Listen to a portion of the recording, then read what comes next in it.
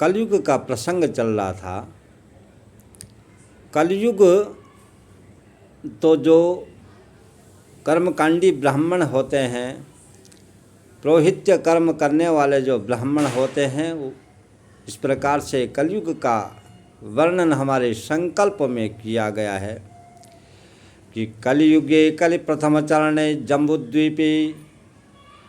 तो जो कलयुग है ये जम्बूद्वीप से आया था।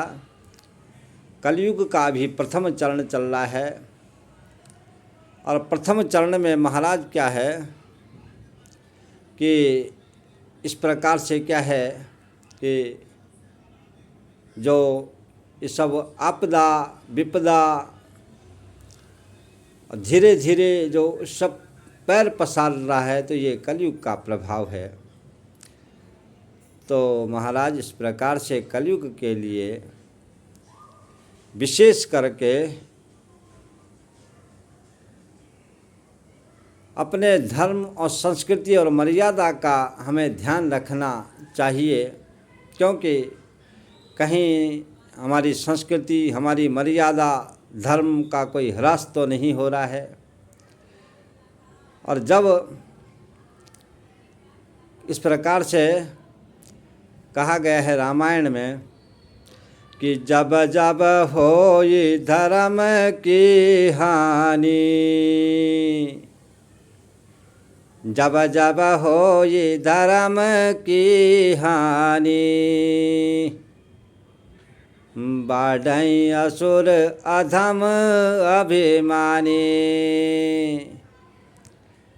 तो जब जब धर्म की हानि होती है तो असुरों का क्या है कि जो प्रकोप है वो बढ़ने लग जाता है। इसी प्रकार से महाराज क्या है, ये कलयुग में कहा गया है कि जो हमारी इस प्रकार से, और सबसे बड़ा तो जो प्रसंग है कलयुग का, यदि गूढ़ रहस्य से देखेंगे तो ये महाभारत जैसे ग्रंथ में उसका बहुत बड़ा विस्तार भगवान श्री कृष्ण ने पांडवों को कहा है, सुनाया है।